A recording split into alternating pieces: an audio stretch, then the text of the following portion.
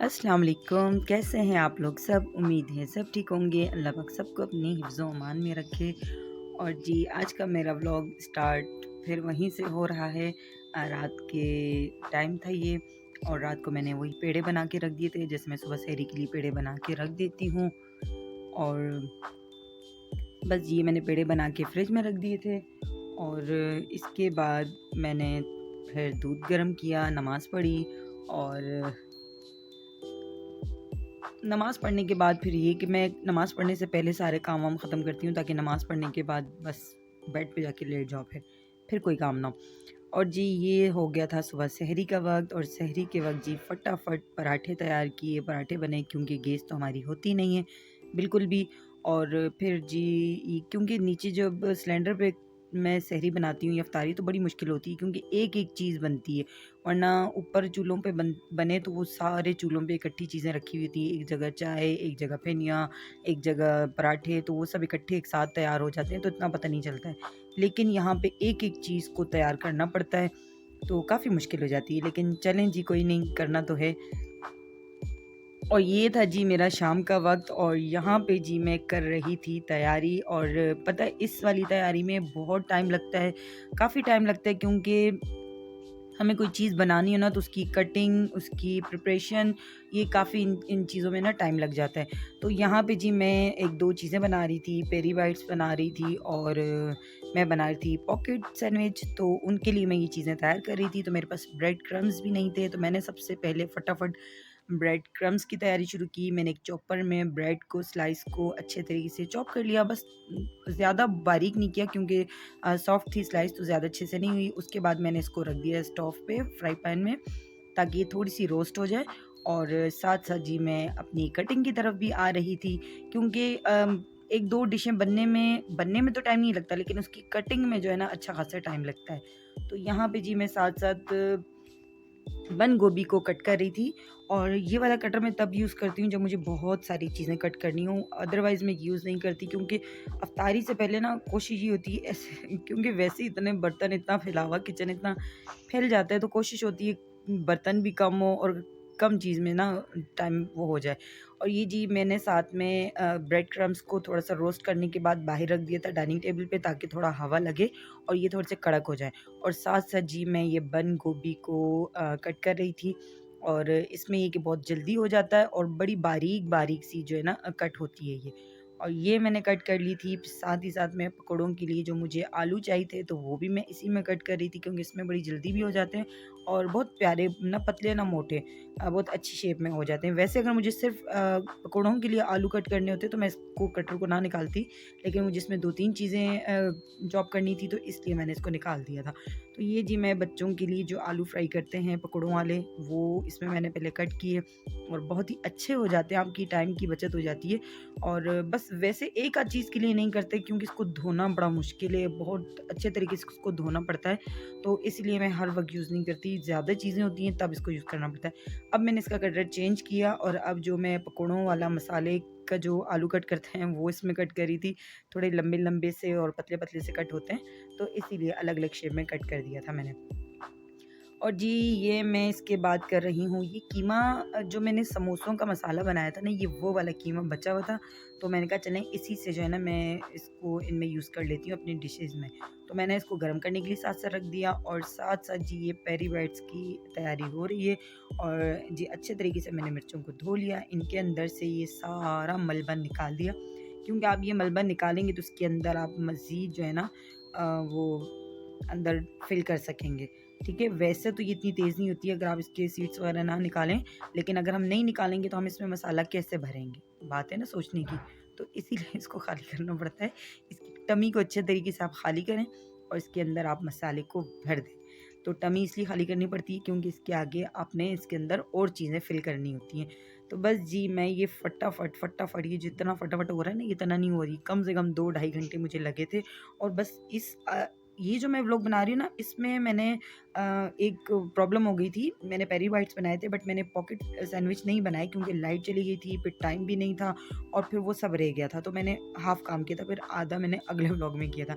और जी यहाँ पे ये मेरे थोड़े से ब्रेड क्रम्स खुश्क हो गए थे। उसके बाद मैंने इसको मसाले वाले उसमें ग्राइंड में इसको वो कर लिया था, घुमा दिया था और बिल्कुल फ़ाइन ये तैयार हो गया था।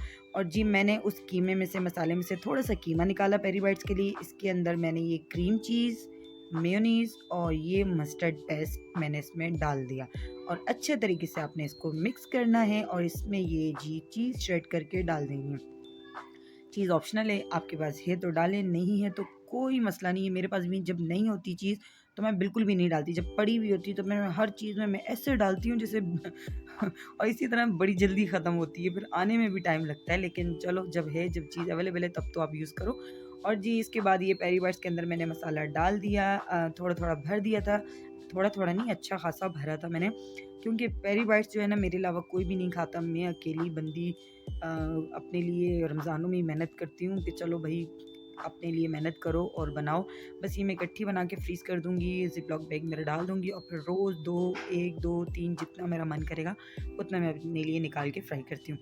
तो जी ये मैं अपने लिए अपने लिए नहीं, सॉरी ये मैंने इसके अंदर डाल दी, मिर्चों को अंदर फ़िल कर दिया, ठीक है? और साथ-साथ जी इसको फ़िल करने के बाद इसकी 2-3 कोडिंग ऑप्शनल है, ठीक है? मैं आपको 2-3 तरीके बता दूँगी, यानी कि एक तो आपने ब्रेड क्रम्ब्स अंडे में इसको आपने अच्छे तरीके से कोट करना है और रख देना है, ठीक है? लेकिन मुझे ऐसा लगता है सबसे बेस्ट तरीका जो होता है ना वो बेसन वाला होता है। ये देखिए मैंने अभी शुरू में जो मैंने 2-3 बताई थी वो अंडा क्रम्ब्स लगा के रख दी। अब मैं मैदे में डिप कर रही हूँ और फिर अंडे में डिप कर रही हूँ, फिर ब्रेड क्रम्ब्स में डिप कर रही हूँ। आई थिंक ये तरीका सबको ही आता होगा, ये वो तरीका है जो कोई ख़ास नहीं है, लेकिन मैं ज़्यादातर बेसन में डिप करती हूँ। और ये है जी नेक्स्ट व्लॉग, ये अगले दिन का व्लॉग था क्योंकि लाइट चली गई थी तो मेरी आधी रेसिपी रह गई थी और मैंने कहा चलें जी आज कंप्लीट करती हूँ और फिर एक व्लॉग तैयार करती हूँ।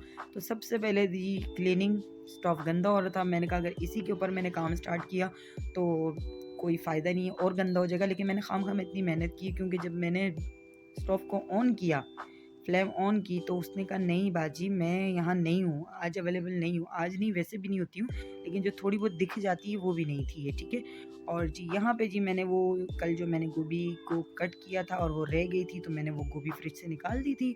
और ये कल वाला ही मसाला, ये देखें आप, मैंने स्टोव ऑन किए लेकिन नहीं जी गैस ने नहीं आना है। इसको शर्म नहीं आएगी, ये नहीं आएगी, कभी भी नहीं आएगी। तो चलें जी खैर कोई नहीं, अपना चीज़ें तो रेडी करनी है हमने। ये गोभी थी और वो वाला मसाला कल वाला, कल का जो बचा हुआ कीमा था, कल का मतलब कि जो मैंने पेरी बाइट्स के लिए और पॉकेट सैंडविच के लिए जो निकाला हुआ था वो वाला कीमा था और कुछ पेरी बाइट्स वाला भी मसाला बचा हुआ था। तो मैंने एक ही प्लेट में इसको डाल दिया कि मैं भी गर्म करूँगी। और यहाँ गोभी के अंदर जी मैंने डाल दिया मेयोनीज़, केचप, काली मिर्च, नमक, ठीक है। इसको आपने अच्छे तरीके से मिक्स करना है और ये जी मैंने कीमे को, मसाले को गर्म कर दिया था नीचे सिलेंडर के ऊपर और उसके बाद इसको अच्छे तरीके से ठंडा करने के बाद इसमें मिक्स करना है, आपने गरम-गरम नहीं कर देना है, ठीक है। अच्छे तरीके से इसको मिक्स करेंगे, मिक्स करने के बाद जी इसको हमने रख दिया साइड पे, ये काम हो गया। अब नेक्स्ट काम करते हैं जी, अब यहाँ पे लेना है हमने स्लाइस और ये जो मेरे पास आप गोल-गोल देख रहे हैं ना, ये है बच्चों की बॉटल का कैप। तो बस इस तरीके से आपने स्लाइस को बीच में से कट करना है और अच्छी-सी गोल-सी शेप दे देनी है। अच्छा ये आपको जितने पॉकेट सैंडविच बनाने हैं, आप उतने रेडी करें, 1, 2, 3, 4, 5, 6, 10, एक स्लाइस या जितनी भी आप आपके बच्चे खाएँ या आप अफ्तारी में जितना भी बनाना चाहें, तो ये आप कर सकते हैं। और इसके बाद जी इस तरीके से आपने बेलना है। मैं नीचे बैठ के भी ये कर सकती थी जहाँ पे मुझे फ्राई करना था, बट ये मैं वीडियो की वजह से जो है ना ऊपर इतनी मेहनत करनी पड़ रही है, तो कोई नहीं जी चलें, मेहनत के बगैर तो कोई काम भी आसानी से नहीं होता है ना, मेहनत के बगैर तो कामयाबी भी नहीं मिलती है। तो ये इसके बाद हम लोगों ने इसको हल्के-हल्के से बेलना है और इसके बाद जी यहाँ पे रखेंगे ब्रेड क्रम्ब्स जो मैंने कल बड़ी मेहनत से तैयार किए थे और ये ब्रेड क्रम्ब्स हैं जी, इसको भी रख देंगे। साथ में हमने जी 2 अंडे लेने हैं, उसकी अच्छी-सी फेंटी लगानी है और इसको रख देना है। ये सब चीज़ें हमें पॉकेट सैंडविच के लिए चाहिए होंगी। अब जी मैं इनको सब सामान को नीचे लेके बैठती हूँ और ये देखें जी पहले आपने ब्रेड उसके साथ स्लाइस के साथ आपने अंडे में डिप करना है, फिर ब्रेड क्रम्ब्स लगाने और फिर आपने तेल में फेंक देने।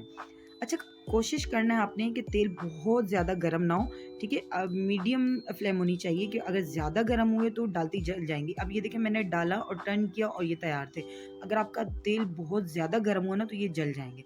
तो ये देखें जी फटाफट मेरे ये सारे रेडी हो गए और अब बनाते हैं जी पॉकेट। बड़े ही मज़े के पॉकेट बनते हैं और बड़ा ही आसान है पॉकेट। ये देखिए ऊपर से आपने हल्का-सा कट लगाना है, थोड़ा-सा जिसे और जितना इसका मुँह खुल जाए और आप जितना इसमें मसाला डाल दें, ठीक है? और बड़े हल्के हाथों से और बहुत ज़्यादा शार्प वाली नाइफ़ नहीं लेनी वरना ऊपर से भी कट लग जाएगा, तो ये थोड़ा ख़्याल से धीमे-धीमे। अच्छे तरीके से आपने इसको आगे से हल्का-हल्का आपने कट लगाना है, बीच में से पॉकेट को अच्छे तरीके से हाथ से या नाइफ़ को टर्न करके इस तरीके से करके और इसके अंदर आप हस्बे ज़रूरत मसाले को ऐड करते रहें, 1 चम्मच, डेढ़ चम्मच जितना भी आप कर दें।